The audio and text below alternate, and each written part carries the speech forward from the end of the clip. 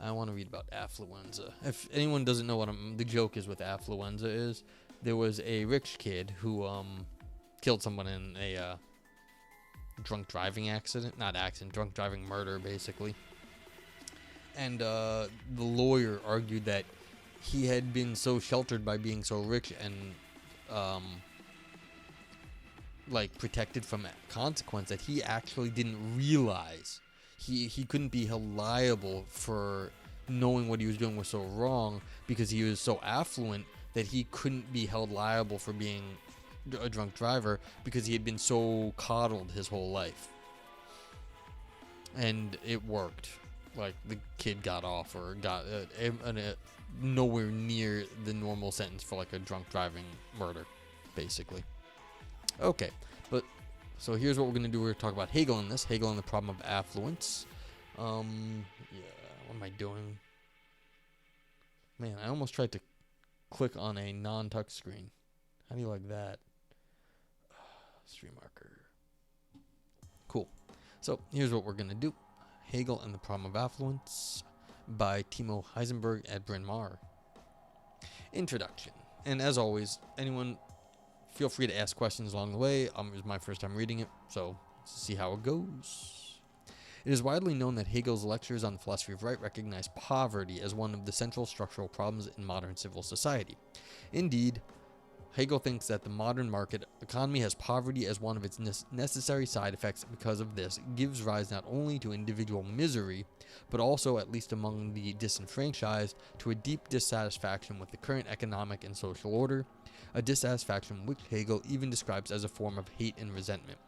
Given his overall endorsement of the modern market economy, Hegel therefore works hard to show, as has been frequently discussed in the literature as well, that the problem of poverty can somehow be contained or at least ameliorated from within such a market-based economic system and without conceding its central principles. Oh, I did not realize Hegel was a shill for capitalism. Good to know, but okay. But while commentators are certainly justified in directing attention to the problem of poverty, Hegel seems to think that this is the most serious and urgent problem in modern civil society. We would do well to remember that poverty is not the only significant problem of modern civil society. In fact, I will try to show in this paper Hegel sees another significant structural problem in modern civil society as the opposite end of the economic spectrum, a problem surrounding the affluent and wealthy, that is, those who have much more than they require to satisfy their basic needs. This is most clearly expressed in Hegel's lectures, when the text, in a somewhat surprising formulation, announces that both of these sides, poverty and affluence, represent the scourge of civil society. And this is the author's emphasis when they say and affluence alongside poverty. But that's interesting. I wonder why, if you think that the market economy is the best, but then you're going to chop off both sort of like extremes. You only think the good is in the middle. Why would you just regress to the mean? Why would that be a good thing? Wouldn't you want there to be, I mean, if you're going to say that poverty is a scourge, then affluence in some sense has to outweigh that. Or are you saying, Hegel, that like the middle part, like the stuff in here, like that sort of outweighs it and then outweighs both the gross, disgusting affluence of some and the abject poverty of others? I wonder why. Why would you do that? It seems very cherry-picky to say, well, the middle part of the market economy, like all the people doing okay, or somehow that's where the good resides.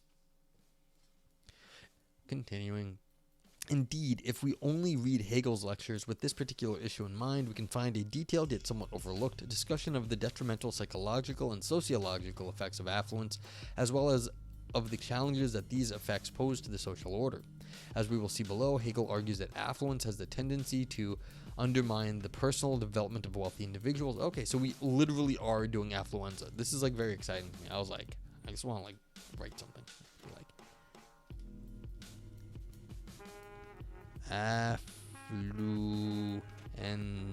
oopsie. Dagnabbit. Hey, clicked a button by mistake. I'm still not used to this. Affluenza.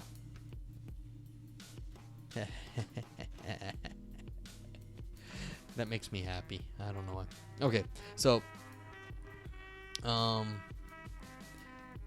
exactly what's happening. Hegel argues that affluence has the tendency to undermine personal development of wealthy individuals, to corrupt their interpersonal relations, and to corrode their interpersonal relations, and corrode impartiality of social institutions. Wow. Of social institutions that surround them. Most interestingly and importantly, Hegel argues that affluence creates the counterintuitive tendency for affluent individuals to feel disenfranchised and victimized by society, which leads them to perceive all social demands made on them, for example taxes, as unjustified incursions into their personal freedom. Wow, so Hegel's on point. On point, Hegel, right here. Like, what happens when you get rich? You get a victim complex, and you think everyone's after my money. Well, we are, of course. Moreover, just as he does with the problem of poverty, Hegel explicitly thinks through ways in which this problem of affluence might be ameliorated or contained from within a market-based economic system. The key, Hegel thinks, lies not in abolishing affluence itself or the possibility of it, for example by confiscating private property or making wealth accumulation virtually impossible, but rather in finding social means that separate affluence from its detrimental personal, interpersonal, and social effects. Indeed, Hegel thinks that institutions that reform the self of wealthy social members play a crucial role in this effect, as they forestall the detrimental consequences of affluence at a psychological and formative level. This is so idealistic. Why do you think people get all this money? It's because they're crappy people and they want to get away with crap, and the idea that we're going to somehow have a social system that is going to be 100% market based and then also can counteract the market in this one instance seems terribly unlikely. Why would we be able to have social institutions change the effect of the market in this one instance? And it's like a very necessary instance for it to work. Okay, author says, my reconstruction of Hegel's discussion of affluence then will proceed as follows. In the first half of the paper, section 2, I will draw out Hegel's description of the problem of affluence, while the second half will focus on Hegel's proposed solution to the problem of affluence. I will close with a couple of observations about what kind of relevance Hegel's discussion of the problem of affluence might still hold for us today. In this section, I will argue that, despite clear shortcomings, Hegel's analysis of affluence in society still has contemporary relevance in a time that some have described as a new Gilded Age. I'm with late-stage capitalism. I wouldn't call it new Gilded. Oh, so it was Paul Krugman that did that. I mean, that's not exactly my favorite commentator at the moment. Anywho, Hegel's description of the problem of affluence, section 2. As I have already mentioned, Hegel holds the, I take it, uncontroversial view that the modern market economy will make some of its participants affluent.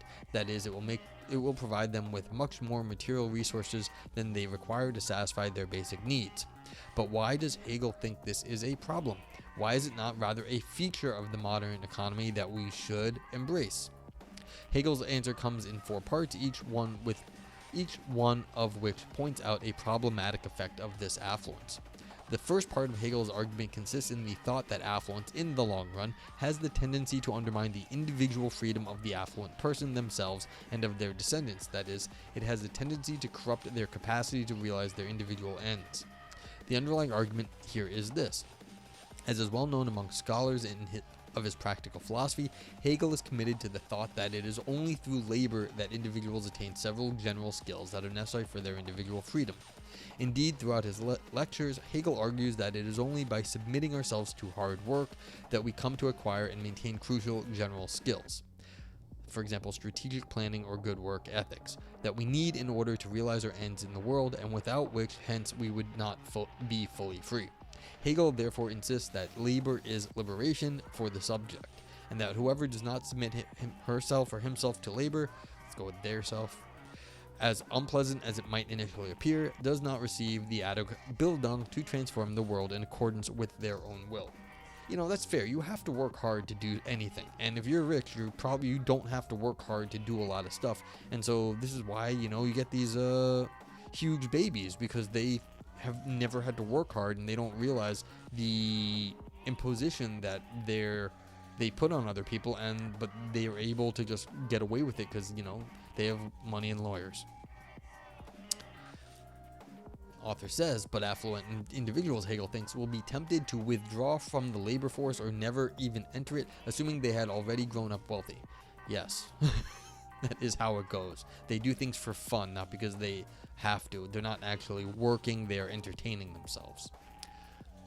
After all, in most cases, he argues, social members subject themselves to the unpleasant task of labor in order to be in a financial and material position to satisfy their needs. But once this material motive is no longer present, or was never present in the first place, they will be strongly inclined to stop laboring and live off the wealth they already have. Hegel expresses this line of thought when he, in various parts of his lectures, describes individuals whose wealth inclines them to content themselves with the status of mere consumers, and who are therefore not productive, do not acquire means for others, have these means but do not generate them. Affluence, to put it from a different perspective, breaks the otherwise tight nexus between labor and consumption, between producing and consuming, propelling individuals to avoid the working world. Yeah, and this is the great lie of the modern conservatives, that they are job producers. They're not actually working that hard at making the jobs. That's like, it's never, anyone who ever has looked at it, rich people that say they're job producers aren't actually making the jobs. That's not where they come from. That's not where jobs show up. So the idea that they're working hard at like making jobs once they have the money is not true. So it's just a lie. They something they tell themselves. But if labor is indeed essential for building towards individual freedom, then this avoidance of labor turns out to be self-undermining, especially for those individuals who never entered the workforce and who are never able to reap the formative benefits of labor. Affluence turns into a roadblock for the development of their capacities for freedom. In fact, Hegel makes this case by comparing the situation of the affluent individual who avoids labor with the situation of the master in his famous master-slave dialectic. Just like the master, the rich person considers himself above labor and chooses to enjoy the work of others, namely of the slave, instead of laboring himself. But this endeavor backfires. Even though it initially appears as if the master, and respectively the rich person, has found additional liberation by giving up work, his freedom is ultimately undermined, since the lack of labor erodes the subjective capacities of the master, leaving the slave, and not the master, to represent the realization of freedom. Yeah, I mean, not rot. You get lazy and you lose your skills. Like, if you don't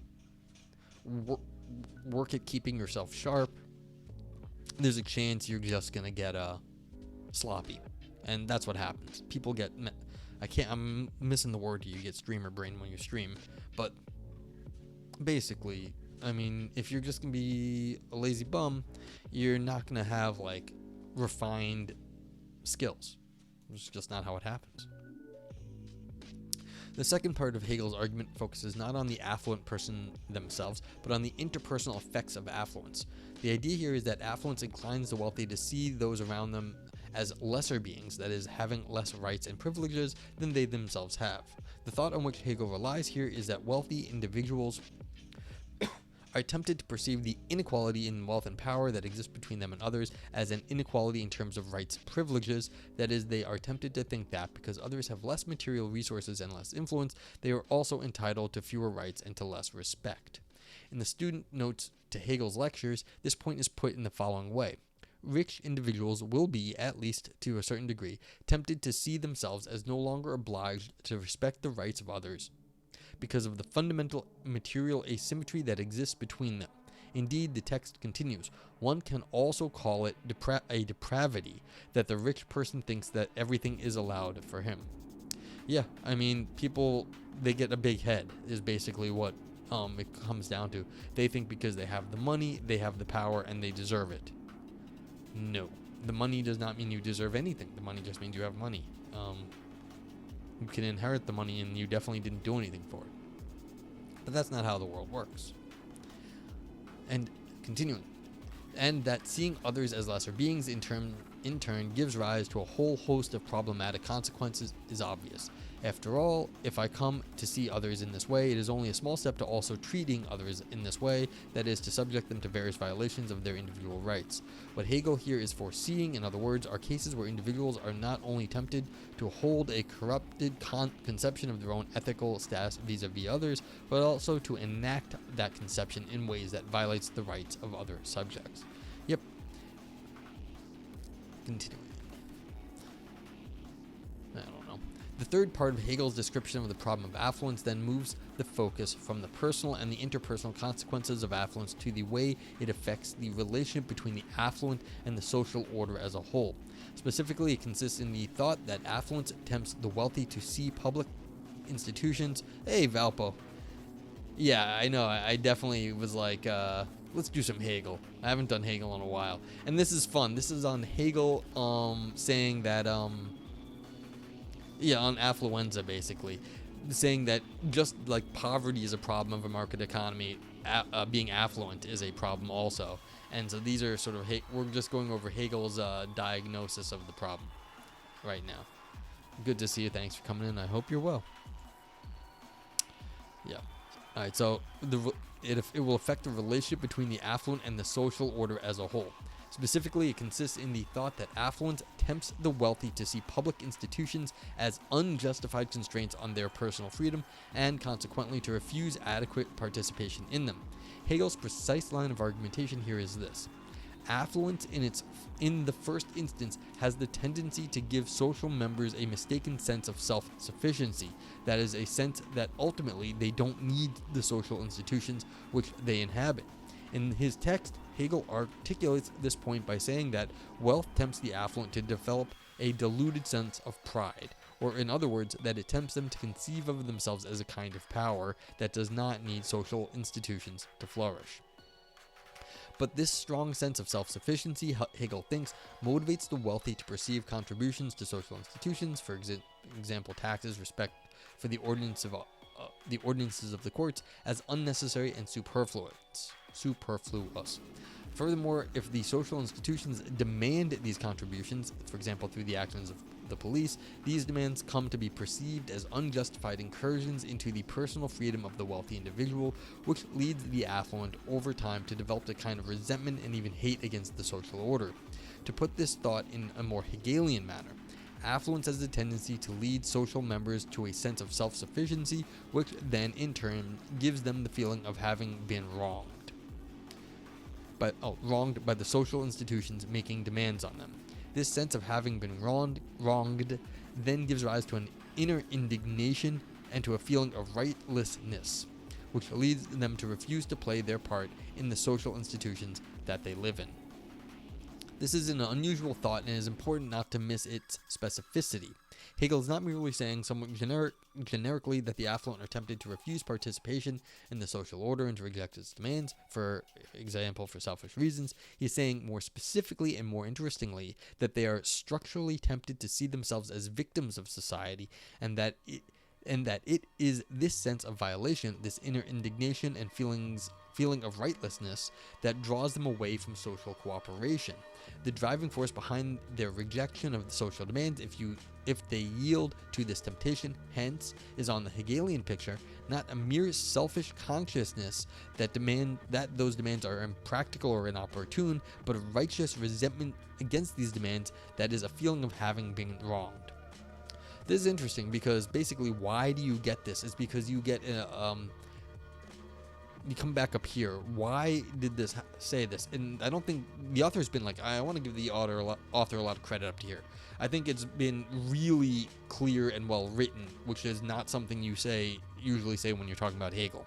But this part right here is the critical bit, that the having money tempts the affluent to conceive of themselves as a kind of power. That means that they have a kind of power that cannot be stopped. It's kind of like unique, I think. So the rich see themselves as a sort of unique power that does not need these institutions, and so the idea that the institution is coming up against them is, interfering with a natural power. And that is wrong, and that's why they're getting indignant about this, because they feel like, how could you be trampling on this sort of my nature? It's not that you're like insulting me, it's like you're trampling on like what it is to be alive. So that's why they're being wronged. It's a righteous resentment. But why would it be righteous? Is that there's a natural force going on here, and that's really an interesting thought, that the having more money basically makes you feel powerful, and then you confuse the power with not as a social power of money in a society, but of a natural power. So okay. Author says, it is this specific idea which Hegel also means to express when he writes, in a somewhat surprising turn of his argument, that affluence tempts rich individuals to become members of the rabble. The rabble? I don't know what that means. After all, for Hegel, the rabble is not merely a group of people who have come to generally dislike society and refuse to play their part in it. It is a group of people who see society with a kind of self-righteous anger and who refuse participation due to their grievances. Oh, okay, so these are the exiles, like people exiled from society. So this is the source of the, being like outcast, feeling like an outcast from society. The victim, again, more of a victim complex. Indeed, it is precisely this specific dimension that leads commentators to think of the rabble as primarily or even exclusively composed of poor people.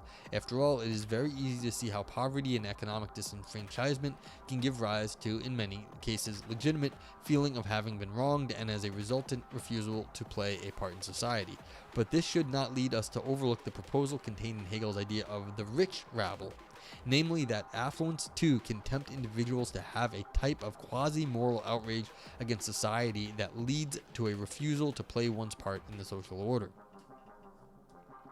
Now, of course, this is not to say that there are not also important differences between rich and poor rabble, the most important of which, as already alluded above, is that the moral outrage of the poor is often indeed legitimate, as it arises from genuine instances of disenfranchisement, whereas that's not necessarily the case on the other side of the economic spectrum, as here the inner indignation is, as we have seen, connected to a sense of pride. Yeah, so what's the pride of? Again, I want to make this clear. Just having a sense of pride for being rich makes no sense. Being proud because you think you contain a certain innate power makes a lot of sense. As the author noted, there's a special sense of power going on when you're rich. You think you have this. And indeed, it is probably this difference that gives Hegel philosophical reason to generally foreground the poor rabble in his discussion of these matters. Yet these differences should not lead us to overlook the doubly dialectical proposal Hegel is making here, namely that affluence tempts rich individuals to seeing themselves as victims even though they are powerful, and that this sense of victimization leads in this particular respect to a kind of inner kinship with those at the very other end of the economic spectrum, even though there are significant differences in the economic interest, lifestyle, etc. This is fun, I think. This is why I want to read this paper. I was like, this is interesting. Why would Hegel have anything to say about Affluenza? Well, it turns out Hegel had a lot to say about Affluenza. We haven't heard any good analysis of Affluenza other than, like, that kid was an idiot and the lawyer was a genius for pulling it off. But, like, damn. The fourth and final part of Hegel's analysis of the problem of affluence turns our attention from how affluence affects the relationship of wealthy social members to public institutions to how this affluence affects the workings of public institutions themselves. The argument here is that the affluence has the tendency to corrupt the impartiality that should be characteristic of certain public institutions, such as law enforcement or courts. Hegel's argument here is this: even though these institutions are committed to the ideal of impartiality or universal treatment, as Hegel prefers to put it, they are still administered by particular people with particular needs, desires, and loyalties. And such administrators are, of course, not completely immune to the power of affluent social members, exert over both material resources and people. This power can manifest itself directly, for example, in the form of bribes. Hegel's laconic remark that for the rich person everything looks purchasable certainly raises this possibility. I did not know this could be attributed to Hegel, though. Like, that's a great line, that everything is purchasable.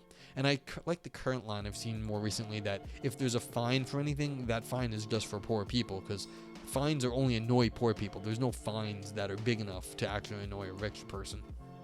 So that's just a social control on poor people. If anything is just a fine. Okay, so for example, in the form of bribes, but it does not even have to do so. The public official working for the administration of justice or for the police knows what a certain affluent individual is in principle capable of, may be enough to guarantee special treatment out of sorts with the putative impartial status of these institutions. Indeed, to put it in more Hegelian language, it can sometimes be the mere possibility of influence on the particular desires of a public official that makes them assert their particularity over the universal purpose which they are appointed to serve. Yeah, you can't piss off the person who's paying the most taxes in your town. It's just really hard to do, because if they decide not to, pull their factory out of your town or whatever, everyone's going to lose their jobs, and your town's going to be screwed. So that that person, in some sense, gets to be above the law. That Hegel is worried about the possibility of such misuse of power on the part of the official bodies and their officials is also evident from the fact that his recommendations for the selection of public officials not only place the greatest emphasis on their impartial perspective, but also urge the public to specifically assure the financial and material independence of their respective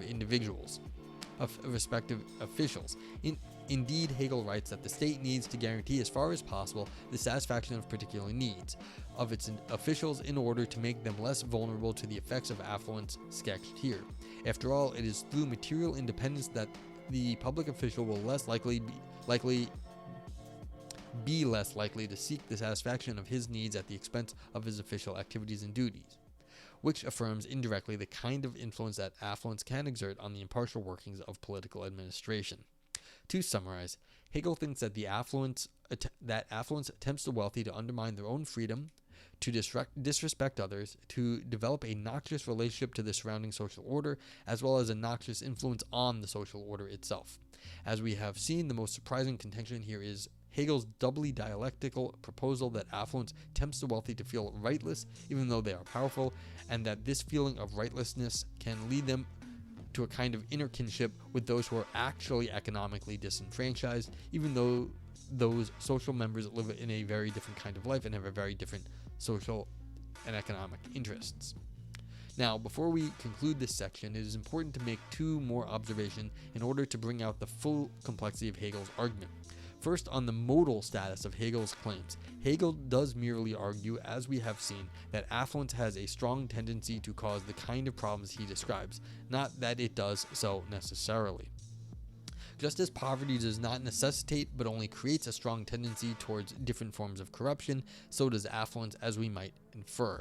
That there are, for example, some affluent social members who do not cease to work, who do not shed respect for the rights of others, and who do not come to see themselves as victims of the public order, is therefore not a problem for the type of argument that Hegel is developing here. Even if there are some individuals able to withstand its seductive power, affluence, or so one could say with Hegel, is a corrupting social force. I mean, this is one of these things. It's just like one of those, yes, it's not going to corrupt everyone, but it's going to be pretty bad. And I didn't realize, like I said this at the beginning, I don't know if everyone's here, but it looks like Hegel's a real capitalist apologist at this point. He's saying all this bad stuff, but Hegel's still going to come down on the side that it's like, oh, these are just bugs you have to work out of the system, but that's okay. I don't know if that's okay. Why should we accept these bugs? They ain't features, but some people seem to think they are. Second, on the textual status of Hegel's claims, it is noteworthy that even though the problem of affluence is a consistent concern throughout all of the student notes on Hegel's lectures from 1817 to 1822, Hegel seems to be toning this topic down in the published version of his lectures from 1821. I wonder if that's because he wanted to get his book sold and not piss off the rich people. Maybe this little bit of a social control here that he just talked about, it was affecting him. He didn't want to piss off his employers. Here, as we have also seen above, the problem of affluence is mentioned and discussed in various places, but is not as explicit, as prominent as it is in the student manuscripts from his lectures. The explanation for this is not too difficult. As has often been observed, the published version of the Philosophy of Right is much more careful than some of the lecture notes in terms of how critical it is towards those who are powerful in society. Aha, it is just that. Hegel, in his printed word, seems to have been worried about generating too much controversy on concrete issues of social policy, and his discussion of the problem of affluence perfectly fits this pattern. While Hegel was comfortable explaining the potential problems of affluence in front of his students before and after 1821, he was less comfortable discussing it directly in print. Okay, so section 3, Hegel's proposed solution to the problem of affluence. And I'm reading very quickly because this is a little bit longer than most papers. I hope everyone's okay with that.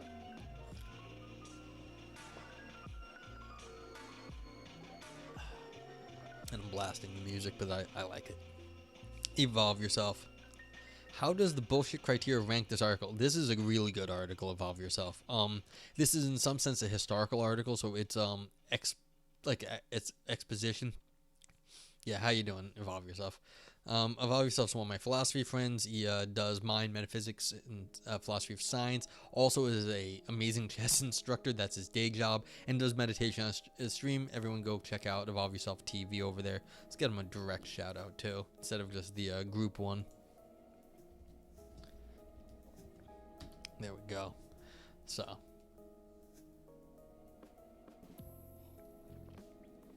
And he's a metalhead. You can see his like spiked bracelet he's got on in his little icon there.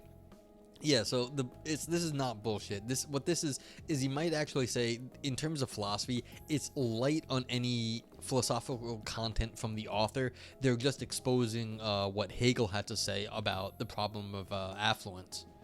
So, you know, that's good. It's just describing something that Hegel said that has been mostly overlooked and looks to be like an interesting topic, especially nowadays. Now, here's the real question, Evolve Yourself, regarding the bullshit. How much of the Hegel was kind of massaged to make it look more relevant to the nowadays times? I don't know. Because I don't know the Hegel, and I don't know especially this area of Hegel. So that this author is writing this paper in these times. Now, it might be very relevant, or have they massaged Hegel a little bit to make it more relevant? I don't know. But like I said, I don't think so. Usually this sort of thing is, even if it is a little massaged, it seems like this is a pretty well done article, actually. So, but that's like the underlying philosophical worry I'd have, that in order to make it seem more contemporary relevant, they've done a little Hegel a few favors that Hegel may not deserve. I don't know.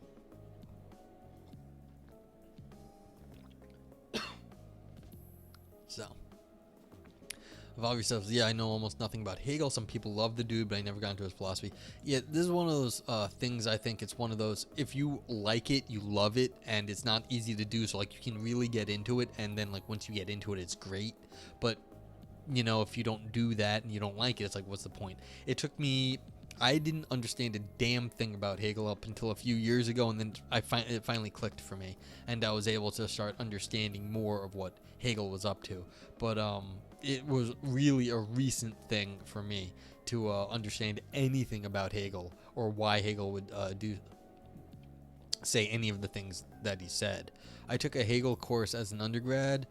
I understood nothing, basically. I think I understood less than nothing, which was, yeah. So, yeah. But me as an undergrad, I said, well, I don't know anything, so I'll just take stuff I have no idea what it is. And, well, I continued to have no idea what it was. All right. I'm going to keep going. Let's see what Hegel's proposed solution to Affluenza is. And, yeah. Cool. And let me know if you got questions. Yeah, of course, despite his perceptive analysis of some of the problems of the modern market economy, Hegel is overall one of its theoretical defenders. Yeah, I had no idea Hegel was a capitalist apologist. He just apparently is. Yeah, let me know if you got questions about yourself, because I will try to explain Hegel. I cannot claim to be any sort of an expert. There are a few topics I know a few things about. Yeah, there's like one or two topics in Hegel I know something about, but it's narrow, very narrow. So, indeed, Hegel holds the view that the modern market economy is superior to all alternative models of economic organization and one of the elements that contributes to the rationality of the modern social world. And while his optimism regarding the market does not go quite as far as it does, for example, in Adam Smith, whom he often cites in his lectures, his basic commitment to the value of the market economy nevertheless puts pressure on Hegel to explain how the problem of affluence, as he himself describes it, can be solved, or at least somehow ameliorated, without giving up completely on the basic principles of this modern economic system. Yeah, I mean, I don't know how you're going to pull this off, Hegel, but like, you can always say stuff. Like, how do you actually regulate a market economy and then still call it a free market economy? Hegel is here essentially in the same position as he is vis-a-vis the much more well-known of the problem of poverty. Valpo says, I know him via Kierkegaard, so my view may be skewed. I'm not surprised that he is a capitalist, though, especially since Marx flips Hegel, right? Well, I had completely forgotten about that, but yeah, that makes perfect sense that Marx was looking at Hegel and decided like that Hegel was wrong, and so that makes a lot of sense that Marx figured something out that Hegel like didn't quite understand. So, yeah. I mean, yeah, that makes a lot of sense. I don't know. Yeah, I don't know enough Kierkegaard and I don't know enough Hegel. I don't know enough Kierkegaard, and I definitely don't know enough Kierkegaard on Hegel. So, yeah, but I mean, I'm just recalling the Marx connection now because streamer brain, and I did not think about that. Okay, just like in the case of this problem on the other side of the economic spectrum, Hegel needs to show how his challenge can be overcome on the societal level without giving up a basic commitment to a system of exchange and production that is driven by self-interest and regulated to a significant degree by supply and demand. After all, if Hegel can show that such a solution is available, then the generation of affluence and respectively poverty will no longer appear to be an obstacle to our embrace of the market economy and will hence clear the way for a rational reconciliation of this economic system. But what is Hegel's solution to the problem of affluence? Hegel proposes two central means of addressing the problem. In the first place, Hegel thinks that the problem of affluence will be kept in check, at least to a certain degree, by external constraints. For example, taxes and tariffs that slow down the accumulation of wealth in individual social members, thereby eliminating the material preconditions for the problem of affluence to arise. Indeed, Hegel's discussion of the market economy in the philosophy of right opens with a reminder of the necessity of paying taxes, even though they might be perceived as burdensome and arduous. And it does not seem far-fetched to link this endorsement of taxes with his attempts to contain the problem of affluence as he himself describes it. This is like, yes, you can put bumpers on capitalism. They are not going to hold forever. Like, this is just putting like you're trying to like slow people down. You put like a speed bump in every so often. What are we listening to in the background? This is, I don't have a button. I was just forgot. I wanted to put my music link in. This is Ill-Advised Records. This is called this is horror lo-fi hip hop. This is like what do you call it? Yeah. So this is dark. Oh, yeah, dark lo-fi. This is basically a dark lo-fi mix. If it's a little too loud, let me know. Because one or two songs are a little louder than others on this mix, and it gets in the way, but it goes away. Yeah. I actually love this guy. His name is he goes by the name Dated. And he has a lot of cool stuff. I check out his channel. It's I've listened to almost all the things that he's posted. And he has like lo-fi beats, and then he has old readings of like horror stories, and then he has like beats in the background. You guys would like, you and Aristotle would probably love it.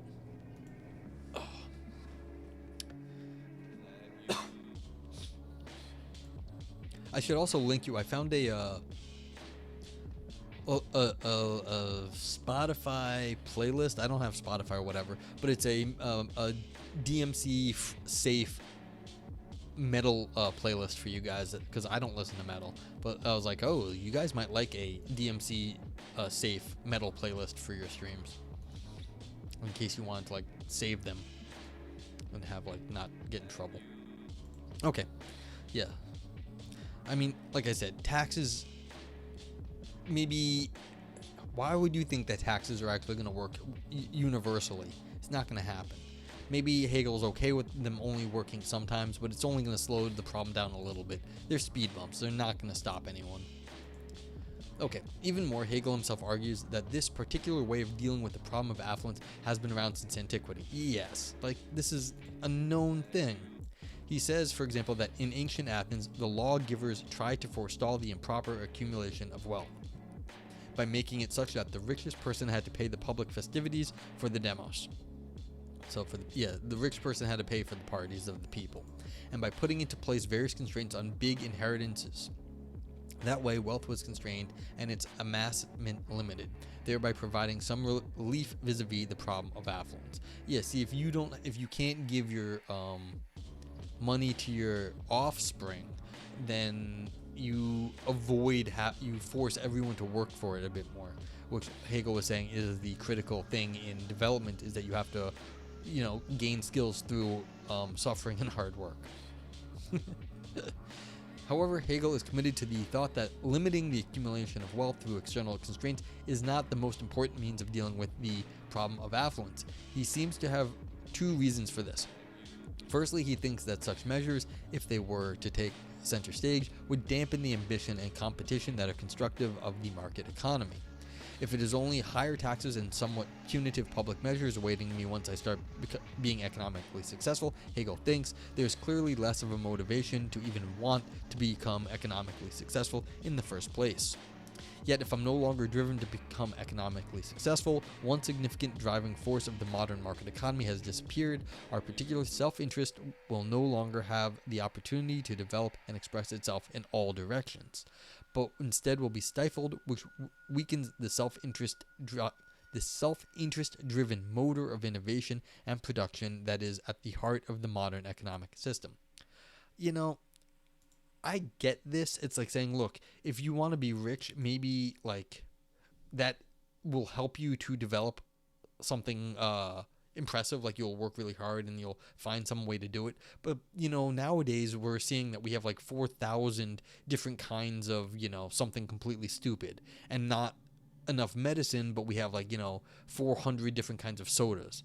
Do we need 400 different kinds of sodas? No. But do we need more medicines? Yes. So it's like, even though you're saying, if you want to be rich, you can just keep doing, you want to have all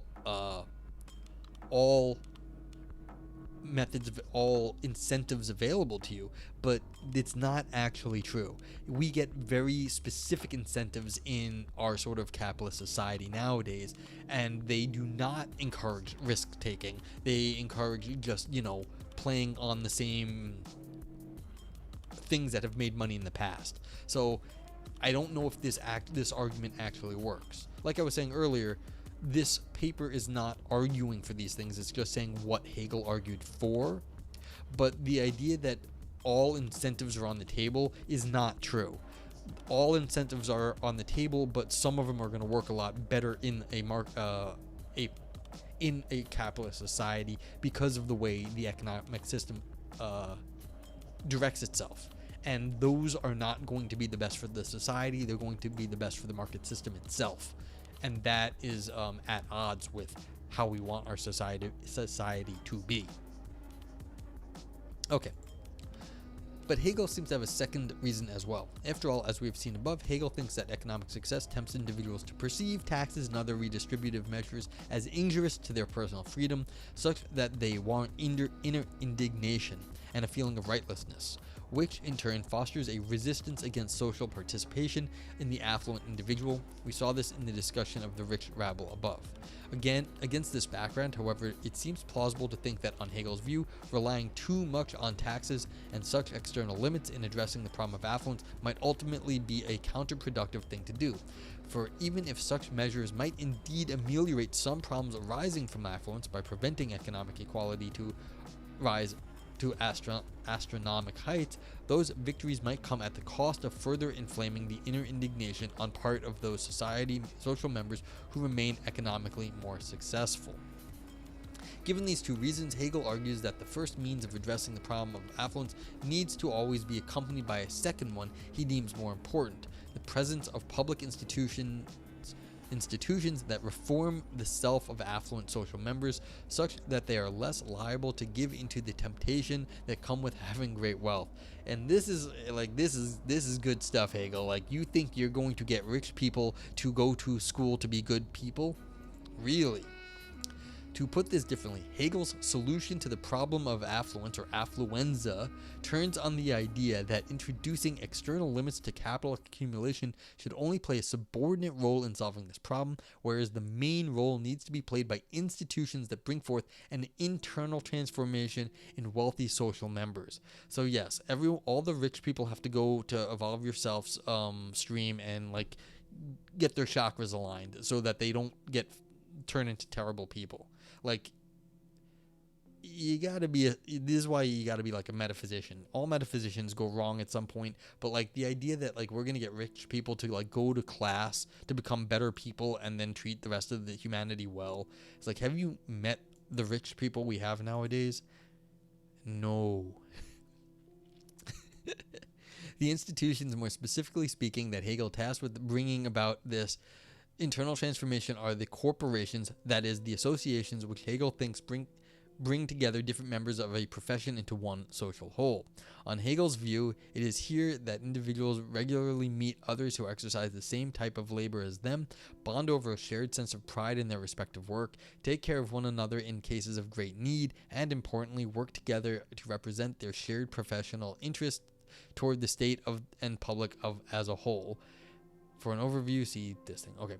And it is here, finally, that Hegel locates for him what for him is the central response to the problem of affluence. Here is Hegel as quoted in the Ringier notes from his lectures in 1819 and 1820. The scourge of affluenza, as I am saying, is taken care of by the corporation. Within their bounds, the rich person is no longer just for himself. Firstly, he has to think that he owes his profits to the community. He will not be as proud of what he has. Moreover, he will have duties to care for the corporation.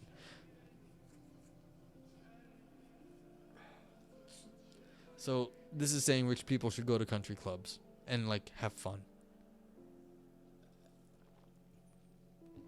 Yeah. Not so much, Hegel. That's not how things worked out. I know the author is cringing like I am right here. Like, how exactly is this supposed to work? That makes absolutely no sense, Hegel. How, more precisely speaking, will the corporations be able to effect an internal transformation in their affluent members, making them less liable to the temptations of affluence? The central idea here seems to be that the corporations exercise a formative influence on the identity of its members in several ways. Most immediately, they foster an identification with one's particular profession or type of work. Again, but why are rich people even working? The argument here is that by participating in a whole community centered around a profession, for example, bakery, brewery, butchery, individuals of all stripes build up a kind of professional pride around the profession itself and around what it does, thereby making it less likely that affluent individuals simply abandon this work and the formative benefits that it entails. To put this point in another equally Hegelian way, corporations foster an attitude in its members on which their profession is not a mere means to material income, but rather an integral component of their sense of self, which, along with their Bildung that it bestows, will not be discarded once the motivation to gain material income loses its pull. Yeah, see, the problem is here, this is still assuming that they made their money by work and not inheritance. Like, the problem here is inheritance. Inherited wealth will not. This you would have to not have any inherited wealth, because why would a kid who's been grown up without any profession whatsoever be inclined to join a bakery corporation or bakery club? That seems only good for the first generation of wealthy people, and after that this does not work. Okay. Secondly, Hegel thinks that the corporation fosters an identification with the other members. Yeah, this is the problem. I think this is exactly the problem, is that F? No F. Please no F? Oh, you scared me. Better now. Okay. Yeah, I do have some problems on my end, I do know. Let me know if I drop a billion frames. I'm not dropping frames, I'm just very slow. I should be jittery as fuck, but I'm not dropping frames. Yeah, this is the thing. Some people like to work, like Elon, but he grew up, his parents had money. It's and so why would they associate with other people who are working? That's not how they got their money. So, I will grant Elon that he does do more work, I think, than a lot of other rich people. But I don't. Yeah. So. Yeah. The poster child here is, of course, the inherited wealth people, and I just don't understand how Hegel has anything to say about them. Secondly, Hegel thinks that the corporation fosters an identification with other members of one's profession. The idea here is this: by cooperating with the other members of one's profession, both within the inner business of the corporation as well within its external representation toward the state of other corporations, members will be habituated into seeing themselves in precisely those individuals with whom they are, qua being in the same profession, in closest economic competition. This strong sense of identification then tamps down on the tendency to let this competition escalate into the unjust treatment, violations of right, or to accept and solicit unequal treatment by public institutions, even if affluence and economic success tempts a social member to engage in these forms of behavior. A successful baker who truly sees himself in the struggling baker across the street, or so the thought goes, will be less liable to the illusion that his economic success also entitles him to a higher moral status and to preferred treatment by the public order. As Hegel himself is quoted saying in the lectures from 1821-22, the rich person is a member of the corporation and only counts as such. He is guided back to equality with his fellows and to occupying the same standpoint as others. Yeah, if you see the young up-and-comer as you when you were younger, you're less inclined to treat them crappily. Again, you have to have been the young up-and-comer for this to apply, though. Thirdly and finally, Hegel thinks that corporations lead social members to identify with the corporation as an institution. The idea here is that working together in the social whole of the corporation does not merely foster an identification with the other members of the corporation individually, but also leads social members into identifying with the collective agency of the corporations as a whole. Seeing themselves as a member of a collective rather than merely as self-standing individuals, social members will be less tempted to attribute their economic success only to themselves, their ingenuity, talents, or whatever, but rather will acknowledge the substantial role that others play in their success. In particular, the substantial role that the corporate collective and its conscious activity for a shared aim plays in creating conditions for the economic success of each individual. This sounds like, if you're in a fraternity and you have a lot of identification with your fraternity, and your fraternity gets you a lot of business connections, and therefore you then attribute a lot of your success to your fraternity, and so that institution, your college fraternity institution that helped you out, then you are going to again have great love for your fraternity and that institution. The problem here is that you will have a very limited sense of institutional loyalty.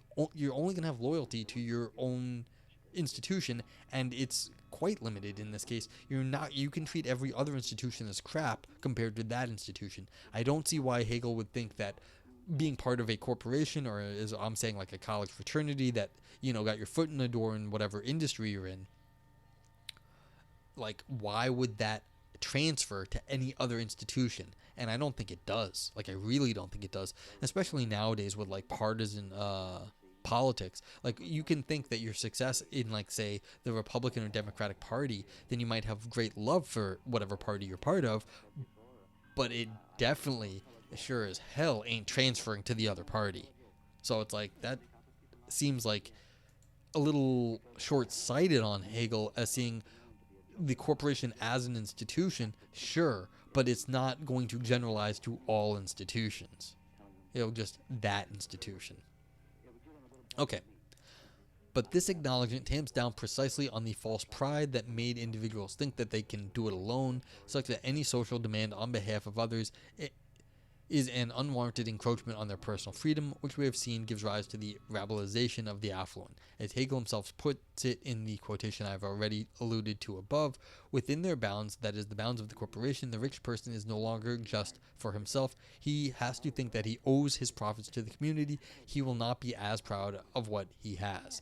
Yes, but again, fraternities in the US, they make you think you're special for being in them. So this still happens. It just gets tied to the fraternity. And so again, it's very easy to say, okay, you owe your profits in some sense to the community, but it's because of something special within you. And so the fraternities, in a lot of times, I think they sort of, they're playing on this exact thing, that you think you got your wealth because you're special and you're in the fraternity, but that makes you love the fraternity. Yes, it tamps down the pride, but that's not going to make any difference once you are dealing with any other institution. All right. Author says, stepping back a bit, it seems then that Hegel's solution to the problem of affluence can be summarized thus. While he allocates a certain subordinate significance to external constraints on wealth accumulation, Hegel's first means of addressing affluence, he locates the core of his solution in an internal transformation effected by the corporations, the second means of addressing affluence.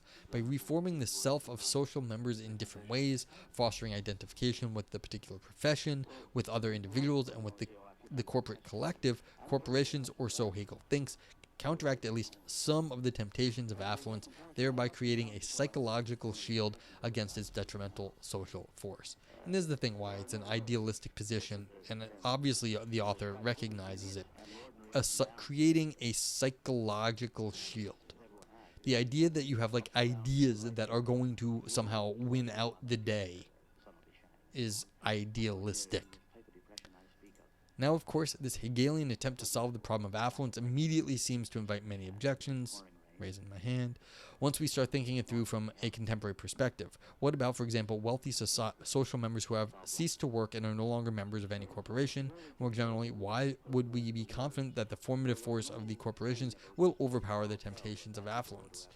Could certain wealthy corporations, for example, the professional associations of bankers or lawyers, themselves become liable to the pathologies of affluence? That's why I just said about, our political parties here in the United States.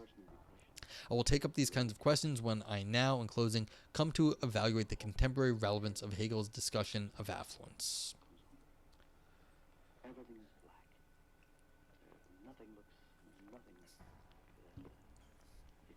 Yeah. I should have put Hegel on Affluenza as my overlay. I think Affluenza is cool, but I should have put Hegel on Affluenza. That would have been more exciting. I still could. For instance, I'd say, what's the use of getting up? What's the use of eating? I'm only going to die someday anyway. What's the use of doing anything? Because that end is terrible. it's pointless. It's all going to end in death. Whether I can't write an N all of a sudden. myself or whether I just There we go. sit it out. Hegel on Affluenza. Okay, conclusion. Hegel and us. It is virtually impossible to read Hegel's discussion of affluence without thinking about how and in what way Hegel's whole discussion of affluence applies today in our social world. After all, we still live in societies that are not only marked by widespread poverty, but also by instances of great and sometimes even staggering wealth. Indeed, some have come to describe the present as a new Gilded Age and a time of plutonymy. Does Hegel's view, then, still hold valuable insights for us today? The first thing to say here is that if we narrowly focus on Hegel's solution to the problem of affluence, the answer has to be no. The shortcomings of this solution, which places such significant weight on the corporations, are just too obvious and too multitudinous. Most immediately, Hegel's this part gets too loud for me even. Let's just drop that even lower. Hegel proposed solutions leaves unexplained what society is supposed to do with social members who have grown up in wealth and who have therefore neither become members of any determinate profession nor of any corporation. This problem seems specifically pressing since Hegel's own analysis of the problem of affluence explicitly suggested that growing up in wealth will incline social members to avoid labor altogether, which also seems to render them beyond the grasp of any corporative transformation Hegel stakes the solution to the problem of affluence on. And even when it comes to wealthy social members who are members of a corporation, we might wonder whether Hegel really says enough about how the workings of the corporation will be able to overpower the temptations of affluence. This is an especially salient problem because Hegel's discussion of corporations, even though they evidently play such an important role for his theory of civil society, is notoriously short and indeterminate in a lot of places. The reader never learns, for example, exactly how these corporations are precisely supposed to be organized internally, what kind of legal status they are supposed to have, and how a system of corporations is supposed to keep up with the continuing evolution of the many professions and the constant generation of new ones. Indeed, one might say that there is a curious theoretical asymmetry in Hegel's lectures between the great ethical significance that he intends to attribute to these corporations and the relatively small space that is actually devoted to their discussion. Of the 76 paragraphs devoted to civil society, only 7 have the corporations as their explicit topic. Moreover, it remains unclear how Hegel means to rule out the possibility that the problem of affluence starts to affect the corporation itself.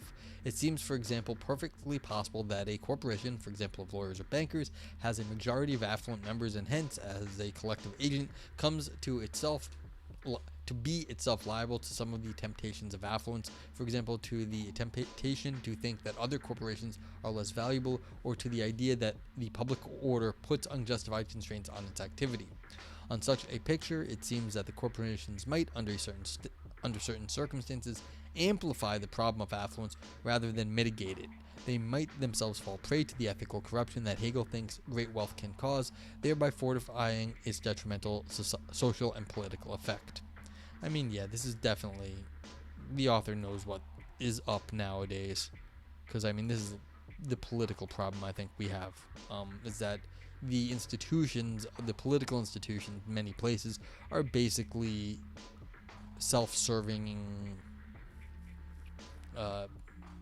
They're not serving the public good, they're self-serving. That's all. Yet the shortcomings of Hegel's own solution to the problem of affluence should not lead us to discount Hegel's discussion of affluence completely. This is because even though his solution to the problem of affluence might be problematic, his description of this problem, his view of how exactly affluence comes to be problematic on a social level, continues to be interesting and relevant even today. Yeah, that was the first half of this paper, which was really a lot of fun to read, even if you're going to get to the second half, which the author is now tearing down because it's obvious that Hegel did not foresee all the problems or just didn't care at a certain point.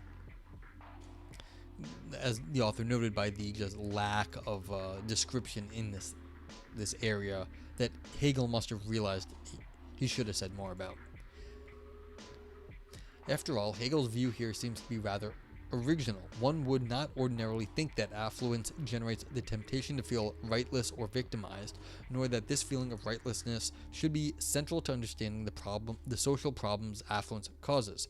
But Hegel disagrees. As we have seen above, it is one of the central ideas in Hegel's description of the problem of affluence that a sense of victimization can arise from great wealth, and that this sense of victimization can be one of the most socially threatening aspects of affluence.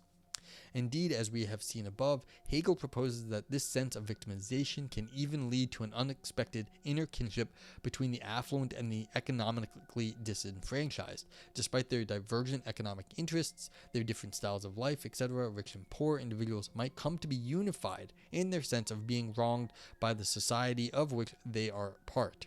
Indeed, by suggesting that rich and poor members can become different parts of the same rabble, Hegel's text, even though this is admittedly not fully explicit here, certainly invokes the specter of a cooperation or political alliance between those who feel aggrieved on both sides of the economic spectrum, a cooperation that unites both extremes on the economic divide, despite their significant differences and mutual antipathies, and leads them to attack the norms, practices, and standards of civil society from both sides.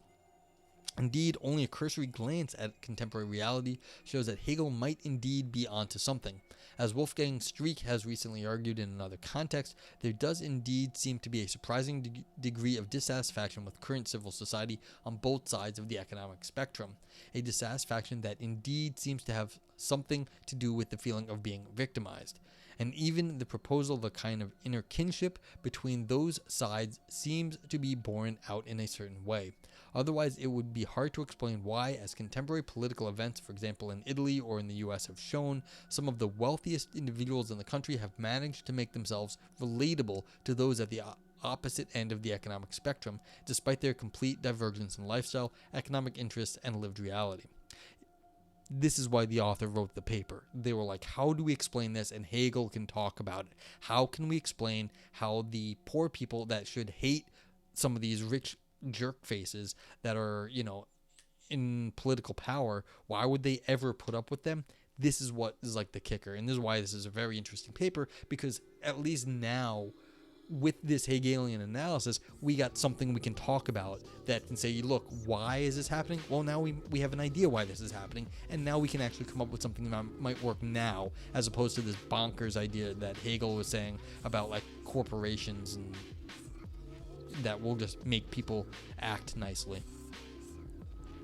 Author says, now, of course, what I have said here is certainly not enough to establish Hegel's description as true, but it is enough to give us a strong prima facie reason to... Oh, see you later, evolve yourself. Thank you. So, bah.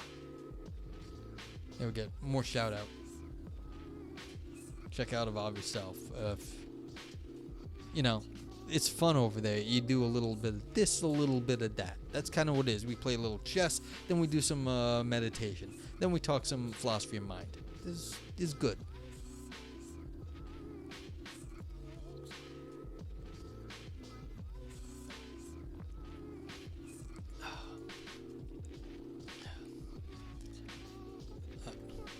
Yeah, have a good stream. Hopefully I'll stop by later, see how I feel. Alright, so we don't know if what Hegel said is true, but it is enough to give us a strong prima facie reason to subject Hegel's analysis of affluence in society to further scrutiny, utilizing the means of modern social science that Hegel simply did not have at his disposal. Hence, while Hegel might not be able to present us with a satisfying solution to the problem of affluence, his discussion of this problem can, even today, guide our own understanding and study of the problem itself. Hegel's discussion of wealth in society, therefore, serves as a reminder of the intellectual wealth of Hegel's social thought. Alright, I wanted to say right off the bat, I really like this article, because this is what I mean.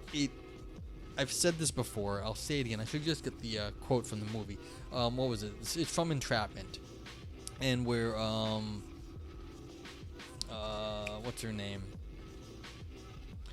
We got James Bond. Losing my words. But okay, we got two main characters, and they're thieves, and they disappear off a security camera, and they're like, some guys are running around, and the guy goes, look, these people are very, very smart. If you can't find them, it's because they don't want to be found. And that's the same thing with philosophers. If you are thinking something, that's because the person wants you to be thinking it. They have organized everything in their paper and everything they're doing so that you think certain things. And so the idea that this is an interesting way to analyze our current political stance in the US and Italy, as the author says here, because I don't know Italy, but I do know the US, that was the whole point of this paper, that they got to say, look, we can go look at Hegel to give a new analysis of our political situation. And that's what they set out to do. And I was thinking, I just say, yeah, the solutions are garbage that Hegel came up with, but the fact that he was able to even identify an interesting problem here and a new way of talking about it, that is worth something, because now we get to talk about, the new, we can use all of our contemporary toys and tools to deal with that. And that's basically all the author ended with. That's all they wanted to.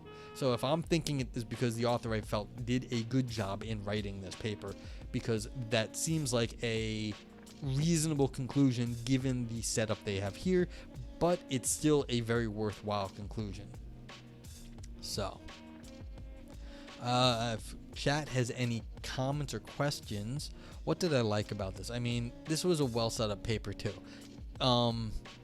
It really only had two parts. The first part was the important part. It was the description of the problem of affluence. How do we get to affluenza is really what it is. This is the issue. How do we get to affluenza? In Hegel's description, this is the gold, and they start right off with that. It's like, this is the introduction, then you get this stuff. And then what happens is, you come in, it pops up with this great description that we've not had before of, like, that is contemporarily relevant. And then what happens is you go on to Hegel's stuff afterwards. So there's all this stuff. This is real interesting. This, why do rich people feel aggrieved? This is like super interesting stuff. Like, I don't know, I'm not rich, I wouldn't know. But like the idea that Hegel figured it out, that's interesting. And or at least has something to say about it. I mean, it might just be that this is what Hegel tells poor people like me this is how rich people are. I wouldn't know how rich people are, but this is an interesting thing. It makes sense to me. But then this next part where Hegel's points. So this paper, the arc of this paper, it goes up when it starts off, and then like it peaks, and then it comes down to this like problem of affluence, and it just sort of levels out. Like, this is all crap, and the author knows it, but they want to. Why bother saying it then? Why bother going through Hegel's garbage solutions that are obviously garbage to show how, given the theoretical setup, it can be discussed? This is an example of what one could do with this idea. It's bad, and Hegel should have known better. Hegel probably did know better, but didn't have, for whatever reason, maybe have the tools at his disposal or the social science data at his disposal to do anything better at the time, or for whatever reason. But in terms of a presentation of a paper, this gives you a sort of a nice landing after the high of getting a new way of analyzing political discourse and social discourse. You get a nice soft landing into, well, this is dumb, but it's obviously dumb, but like it sort of wraps around the story. It gives you a nice a nice feeling that you understand what's going on, because this is how we can continue to discuss it. And then, because it is a crap answer and the author knows it, and Hegel probably knew it too, the ending actually just follows that, yeah, that is crap, but we can discuss it, and we have shown that it can be discussed. And given our modern techniques, because that first part was so much fun, we get to talk about new things in a new way, or we get to talk about things that are contemporary problems in a new way, thank you, Hegel, then, and it can be discussed, we've shown you how, that we can now go in and look at this better, and maybe, work on some of these problems, because rich people should not feel so aggrieved. Like, what the fuck does like Elon Musk have to complain about, really? Like, seriously. And why is he going to buy Twitter? Because he feels like, oh, his right to speech is getting hurt. That's laughable. It's laughable, but he's not a stupid person, and it's laughable that he'd say such a thing. Why? Well, now we have a thing. He's feeling aggrieved because he has, made this not so dumb mistake. It's not a stupid mistake, but that once you have a lot of money in a market economy, you feel like you have more power than you really do, and so you misattribute that to yourself, even though it's really a societal thing. But like that is a reasonable mistake to make. Like, I can see why someone would make that mistake. And so it's like you can start to talk about these current things as, why would someone as talented as Elon, who is a smart person, do something this dumb? And now we might know, or at least we have something to be said about it. We don't know, but we have something to be said about it.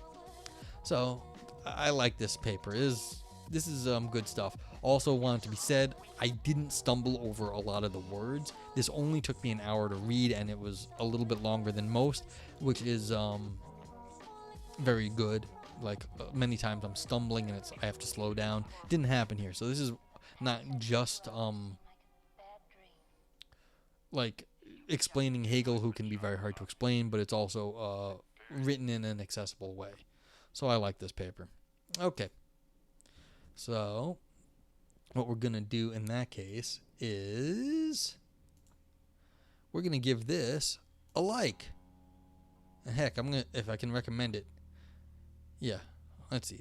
I'm going to click on that like. I don't know if that's going to work, but I'm clicking on the like because I am going to try to, and I'm going to bookmark this. Let's see, is it going to work? I find this bookmark like thing very strange. It doesn't always work. Let's see if the bookmarks worked. You see? Start adding bookmarks.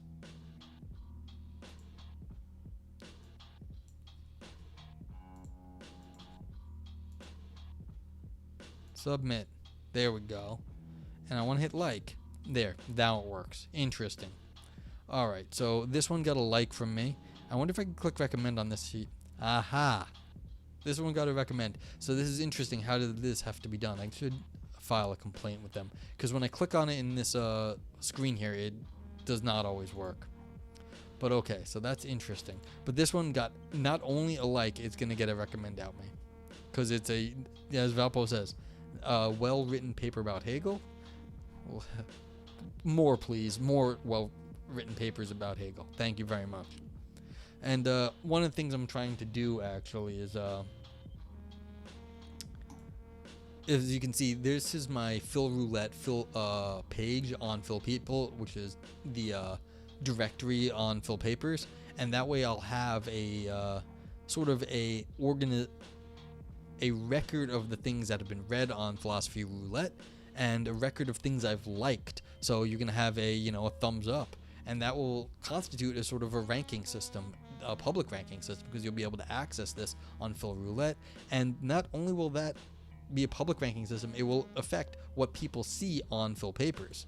So let's see what happens if I can how fast it loads up. It did not load up. So yeah, this is an idea of something I'm thinking of doing or working more on. So let's see, where'd that like go? Where'd my like go? I mean, I don't expect... Oh, there we go. And I got a recommended and it got liked. See that? It took a second, but now it got a like and a recommended. That's exciting.